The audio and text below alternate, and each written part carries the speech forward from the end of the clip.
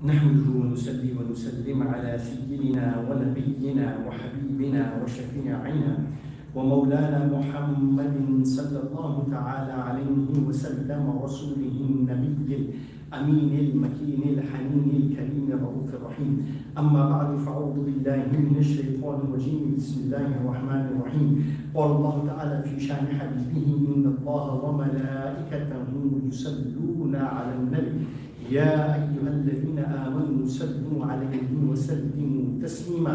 اللهم صل وسلم على سيدنا محمد وعلى آل سيدنا محمد كما تحب وترضى بأن تصلي عليه. بسم الله الرحمن الرحيم. قل للمؤمنين يغضوا من أبصارهم ويحفظوا فروجهم ذلك أزكى لهم إن الله خبير بما يصنعون. وقل للمؤمنات يغضضن من أبصارهن ويحفظن فروجهن ولا يبدين زينتهن إلا ما ظهر منها وليضربن بخمورهن على جيوبهن إلى آخر الآية. صدق الله العظيم وبلغنا رسوله النبي الكريم ونحن على ذلك لمن الشاهدين والشاكرين والحمد لله رب العالمين. Most respected ulama, my respected brothers and sisters in Islam, Assalamu alaikum wa rahmatullahi ta'ala wa barakatuh.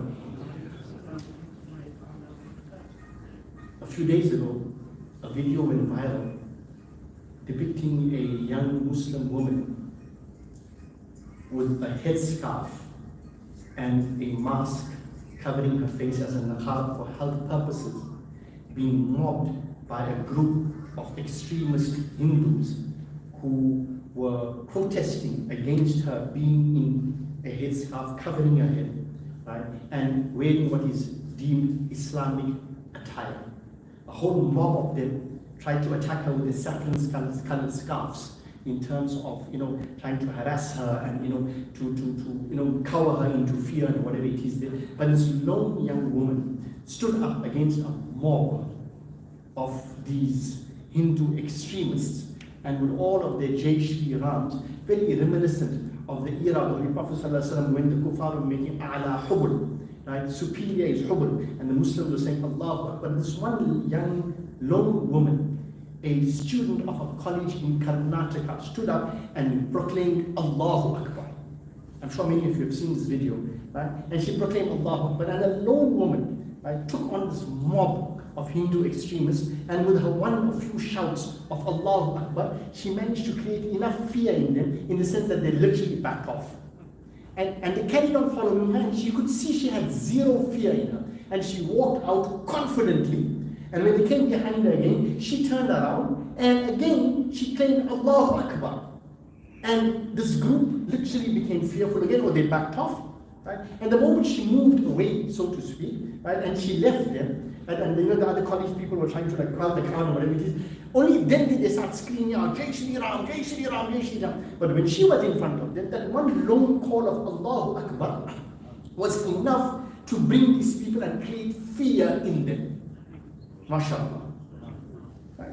This is just one of many examples, right, and many incidents that have manifested themselves not only in India, but internationally, particularly with the preoccupation, and I'm going to speak in general here, of non-Muslims in general, particularly in the West, with regards to women and the dress code of women, particularly in Islam. They popularly refer to it as hijab, which is actually a misnomer from a Quranic and a prophetic perspective, in the sense, and I'll discuss that with you just now, right? But they use the word hijab to refer to the woman adorning a headscarf, covering her head and covering her body with loose clothing, right, which we call jilbab, right?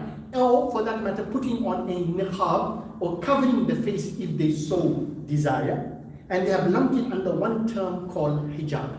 And that in itself, right, is a gross misunderstanding of the Quranic and the prophetic guidelines regarding privacy and social interaction and sartorial. Sartorial means how you dress and so on. Guidelines as presented in the Quran and the Sunnah of the Holy Prophet alayhi salatu wasalam. Just to give you an idea first, before I go into the discussion, the Quran discusses it fundamentally on three levels. One is hijab in terms of private space.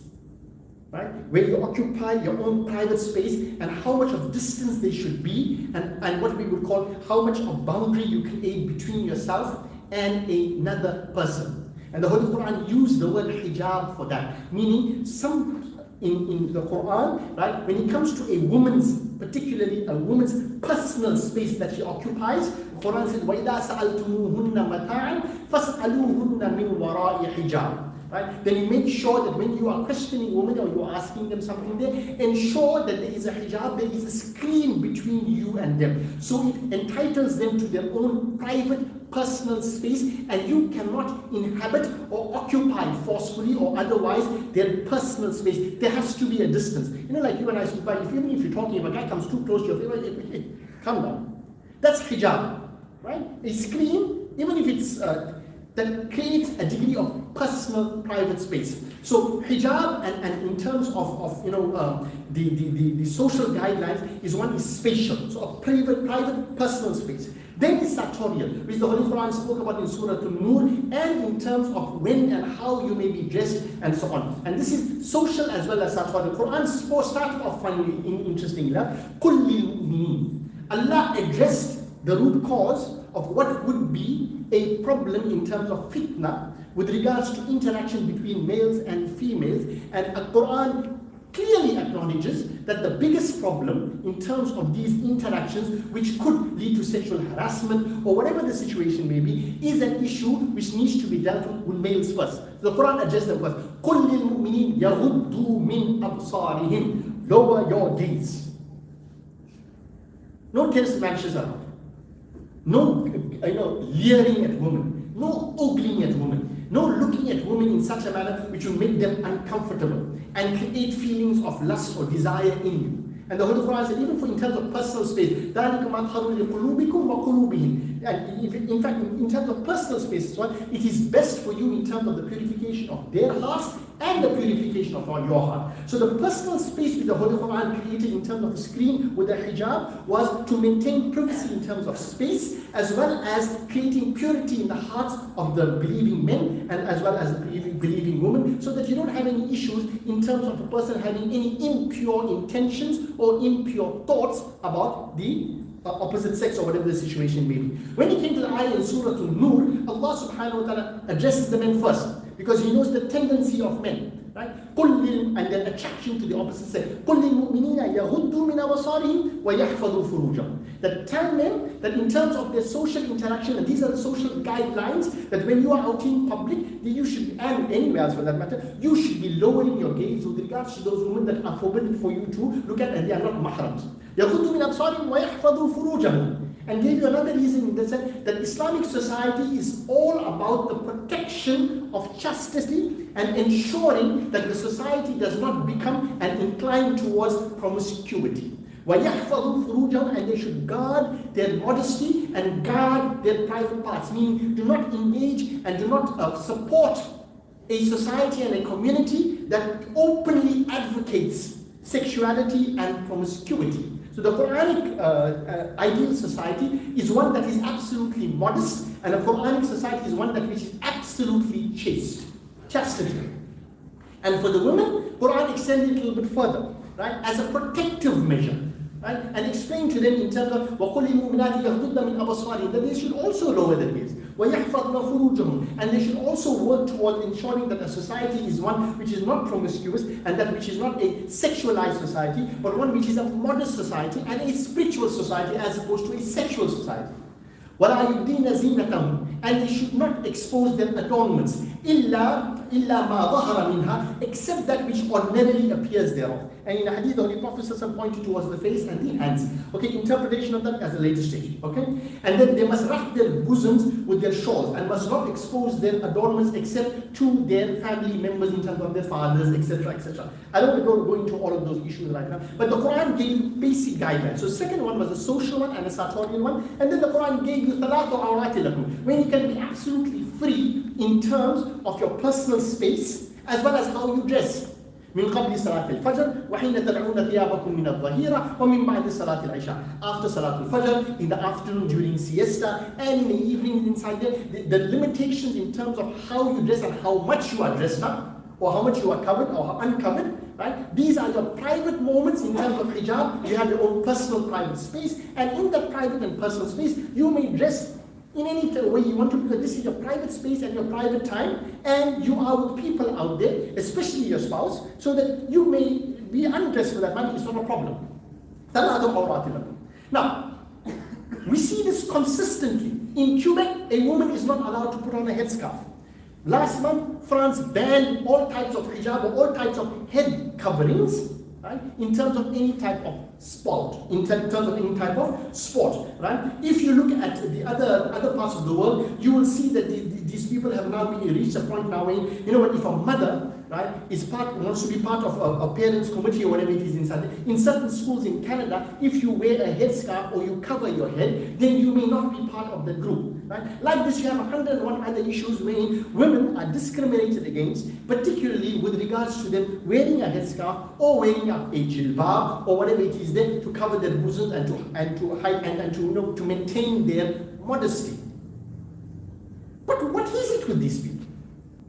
What is it with the Hindu nationalist? What is it with the Western feminist?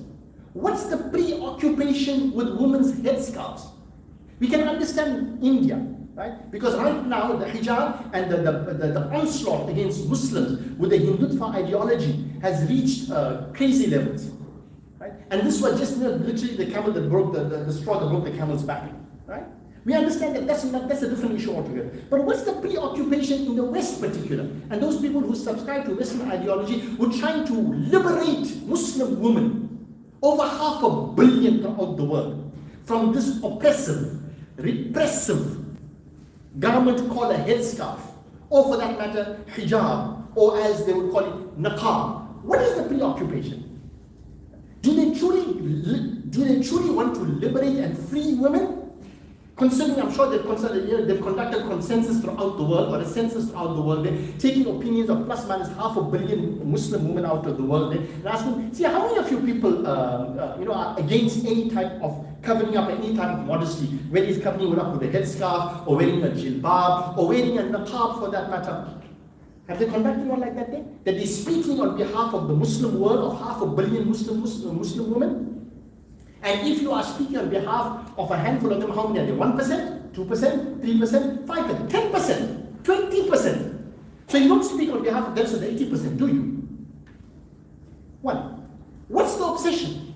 What's the preoccupation in the Western world with regards to being uncovered? And that being the campaign for women in terms of their guidelines, in terms of dress. What's the big cover-up? Now let me give you a little bit of history. Because if you understand the history, you will know what this campaign is all about. It has very little to do, right, with how you are dressed, or for that matter, the headscarf, or how women are dressed. And it has to do with another issue altogether. Because it's about pushing a certain agenda, pushing a certain ideology.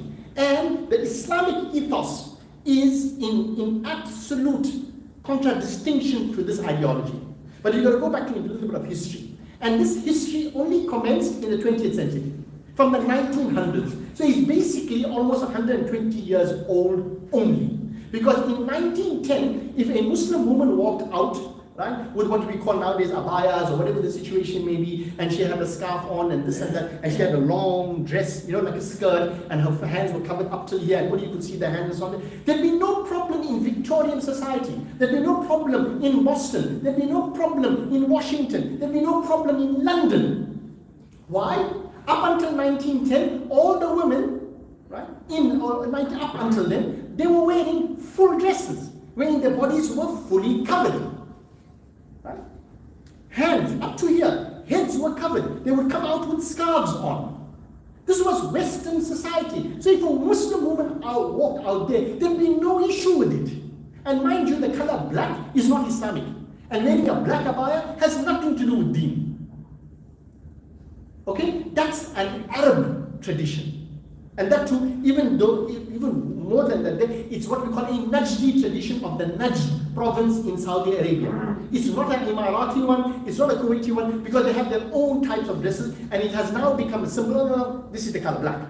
So take that black story out of your head for the time being. What is it? So 1910, you didn't have a problem with this. Now all of a sudden, the hijab, as they call it, and I explained to you why it's not to be restricted only to hijab, or the headscarf, or in jilbab, right, has become a symbol of everything that is wrong with Islam in terms of women, and how it is repressive and oppressive and backward. What happened? Well, World War I took place. And in World War I, right, after World War I, you saw a shift in terms of the dynamics in the family home. Women started to work because of the Industrial Revolution. All of a sudden, women who spent time in their homes there, now we're going to factories. Now we're ending up in offices. And by 1920, I'm still giving you history because then you'll understand the context in which these people are attacking Islam and Islamist guidelines with regards to modesty and whatever the situation may be. In the 1920s, by 1930s, you had what we would call a fashion icon, Coco Chanel. Coco Chanel revolutionized the fashion industry. How? She created what is called the power suit. And she's credited for creating power suit for women, the black and white power suit and whatever it is, and coming up with a shortened hairstyle, more like a bob haircut, whatever it is. If you see any picture of Chanel, you'll see her dressed up in those suits and whatever it is. Now, why did she do what she did? Well, according to, and I'm telling you from their sources, not my sources, it's not my opinion. Vogue editor, Vogue is, the benchmark for fashion in the world, right? Vogue writer Sarah Bimbi said, right, Chanel always dressed like the strong, independent male she had dreamed of being. So the motivation in creating this fashion revolution of the modern suit, black, right? But with this to make it a little bit more feminine in terms of the structure of the woman's body, which is different from the men and so on. Chanel created the power suit. But Sarah Bimbi of Vogue tells you that one of the reasons why Chanel wanted to do this, she wanted to dress like a strong, independent male she had dreamed of becoming, because she now entered into the workspace, which was generally the domain of men up until World War I.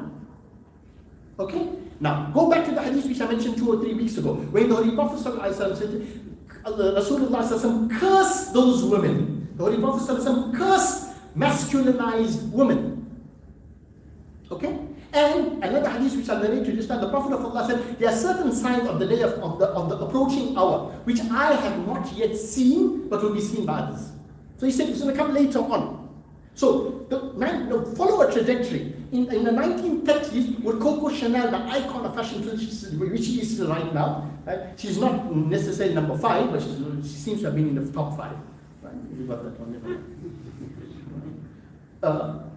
She created this revolution, and they tell you one of the reasons why she wanted to dress, why she wanted to be like that, because she entered into a male world. So she wanted to mimic, and she wanted to become more masculinized. So she manifested her desire for masculinity in the way she dressed. Okay? Fast forward a few years, there were a few more increments in terms of style and fashion. But the 1960s is wherein the revolution took place. Because the 1960s was known as a youth quake, wherein the youth got up all of a sudden, with the Beatles and the Rolling Stones and a whole lot of other revolutions, social revolutions that took place inside there, and political and social rebellions of the 1960s really changed the way we look at life, the way we dress, the way we behave, right? And there was a heady cocktail or a heady mix of things which took place in the 60s. Now see what advocates of modern fashion tell you, right?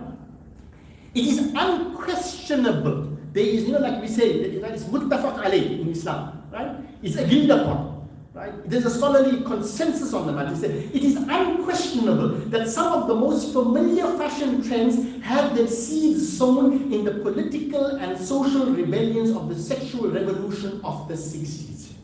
As sex, now listen to this, in the 60s what happened? Sex became accepted, desired, and celebrated. It was in the 60s that Hugh Hefner, right? A few fans here, launched Playboy, right? And you had, and sex became forefront in the media, right? And a whole lot of the sexual revolution commenced in the 1960s. Right? But with the sexual revolution, you had one more thing which came in, and that was, right, contraceptives, the pill. The pill became very popular in the 1960s. So now, if you take the sexual revolution being spearheaded by Hugh Hefner, then you get the fashion revolution, right, which I'm coming to just now, and then you get the medical scientific revolution of contraception. If you put these three together, what happened? They say the pill gave more autonomy to young women who were given choices now, because of the pill, when to be mothers. So if you have the pill, right, you can choose when you want to be a mother. It's not left to, what you would call it, the rhythm cycle. Okay? 1. 2, who to have sex with. Because now, if you're on the contraception, right, the risk of you falling pregnant drops significantly. So if you want to express sexual promiscuity, right, and if you want to be sexually promiscuous, the pill empowers you to do so. Okay, this is the heady 1960s. So you have the sexual revolution of Hugh Hefner in terms of now celebrating, desiring, and accepting sex in all of its gaudy glory, right? And then you have the invention or the promotion of the contraceptive, and the third revolution in the sexual revolution. If you have the power suit of Coco Chanel in 1965, the British designer Mary Quant dramatically raised the hemline of skirts to create what is known as the miniskirt. In the 1960s, the miniskirt was created. Now what happened? According to authors, they say the miniskirt didn't just challenge what was socially acceptable for women to dress in, but along with birth control, right, with controlled prescription, a new single girl cosmopolitan attitude developed. And the rise of divorce rates symbolized a sexual reclaiming. So the woman said, right now we are liberated. Do you know what the word liberty, where the word liberty comes from? Liberty is is derived from a French term called liberté, which is part of the French constitution with liberté. Liberty literally means the freedom to do as you wish. So I'm at liberty to do. I'm at liberty, which means what? I am free to do as I wish. So the 60s revolution, fashion, scientific, as well as what we call a social revolution, which became known as the sexual revolution, brought out a new era for women. And one of the physical manifestations of women expressing themselves completely, particularly sexually, because spiritual expression was forgotten, right? Natural expression in terms of motherhood and so on was forgotten, right? Domestic, not all forgotten. What was the one that came to the fore? The sexual expression of yourself as a sexual being, not as a spiritual being, not as a biological being, not as a social being, no, but as a sexual being. Now, come back to 1974. Now, let me show you the trajectory. The miniskirt came in. Women started dressing provocatively and evocatively. And what is the whole idea behind it? That they want to, Chanel started off with expressing her desire for more masculinity in her with her power suit. Then came the miniskirt, which was to present one's, to express one's sexuality, right? So that the women could now go out in Playboy then and expose themselves then in what became what we know today as pornography. Legs could be seen right now, so you can express yourself and you can show your body to the whole world. The miniskirt allows you to do that there. Hugh Hefner's magazine even takes it even further there, when you can be in a state of undress and millions of people will admire you. 1974, listen to this movement now. In 1974, socialist Diane von Furstenberg, very famous, in the fashion circles, came out with what is called a wrap dress. The ladies will know what a wrap dress is. I'm sure many of you have seen it as well. A wrap dress is one dress which doesn't have any buttons, no zips, right? It's just basically, well, almost like mine. Wrapped around like this one here with a little sash. Right? Of course, it's not as, it's far more figure-hugging than my one. Right? And this now became the most fashionable dress for working girls as well as the Park Avenue cocktail crowd. It was seen as a symbol of sexual freedom and women's liberation. Sexual freedom and women's liberation. What was the intent behind now, marketing this wrap dress? When they asked Diane von Furstenberg herself, she coyly answered, well, if you're trying to slip out without waking a sleeping man, zips are a nightmare. So why was the wrap dress invented? So that the woman may be as promiscuous as she wants to. When she needs to take off her clothes, not a problem, remove the sash. When you need to put it on, don't disturb the sleeping man there. You've got no zips and buttons to worry about. Just put it on inside and cover yourself up. So the wrap dress became a symbol of what? Sexual liberation. If mini skirts were about promiscuity, this one was about sexuality. Nobody tells you about that symbol of dressing, do they? Now, let's fast forward a little bit. 1980s, right? When women were now in the corporate sector. What was the fashion? Power suits, those big padded outfits and everything inside there. Again, one step higher than what Coco Chanel did, because now women wanted to become the men in the corporate market. So they walk with big shoulders, because they don't have shoulders, because Allah has created them like that. They are small birds, right? So in order to create this idea of an androgyny, and you can't make it, they had these big padded outfits and whatever it is inside there, and walking inside. So it created an impression that they, it made them more male than anything else. Now, fast forward into 2020, which we had discussed earlier on. Now we've reached a point in terms of the sexual revolution, right? Or their so-called evolution, or what I call degeneration, wherein now they want to remove any barrier, wherein you could create a distinction between male and female. So clothing now has become unisex. So a male may dress in terms of women's clothing. So right now, when you would have never ever worn a tight jean so tight there that you can't even move in it. Today, you can't get any other pants besides that. They force you into it. Baba, go to one Muslim shop. There you get one nice, calm, connected, relaxing kurta pants inside there. In the heat is very good. But we don't want that. You see, H&M don't sell it. Right? So what happened? Now it's androgynous, because the sexual revolution has reached a point now wherein you can be any gender you want to. You can have sex with people of your own gender. You can do whatever you want to do in terms of your sexuality. So your clothing should reflect that as well. Because I'm gender fluid and my sexual preferences are just as fluid. I can be bisexual, meaning I can have, I can be interested in males and females, and I can be transsexual, and I can be this and that. And my clothing must reflect who I am. So these symbols and what they represent are covered up.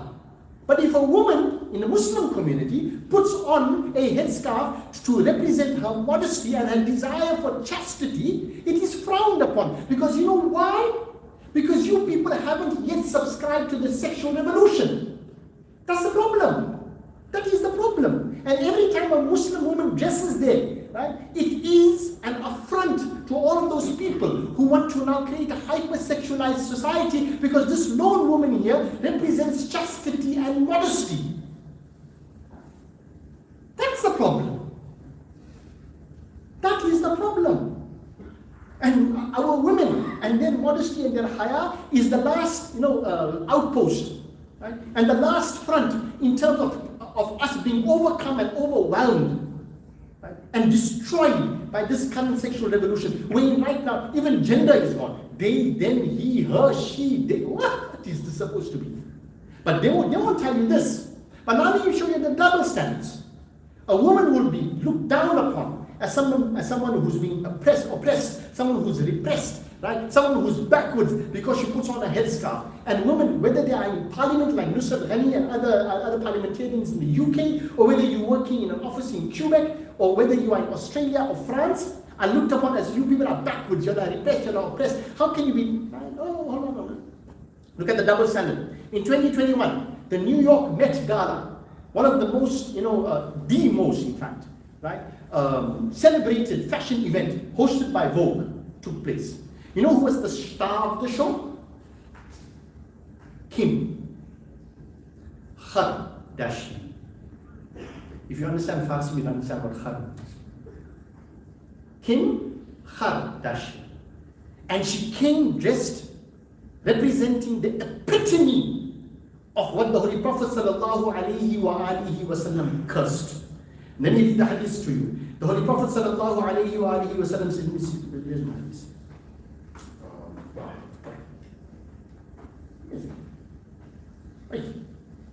Okay, let me just give you the gist of the hadith. The Holy Prophet ﷺ spoke about this hadith in Sahih Muslim. Right? The Holy Prophet ﷺ stated, right? He stated there, there's it here, let me go forward.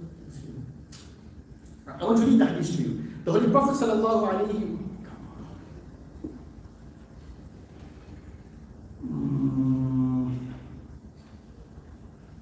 give me a second.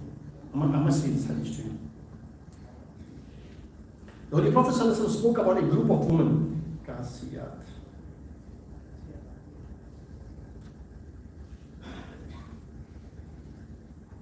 The Holy Prophet ﷺ said, the hadith of Sahih Muslim, he said, Sinfani min ahlin nar, two types of the denizens of hell whom I did not see.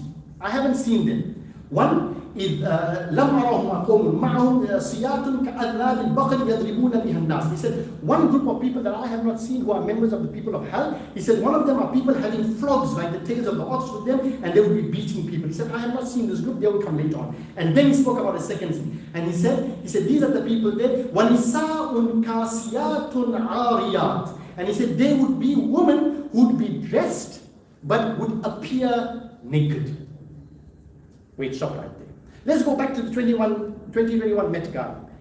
Kim Kardashian came to the Met Gala fully covered, head to toe, in a Balenciaga body stocking.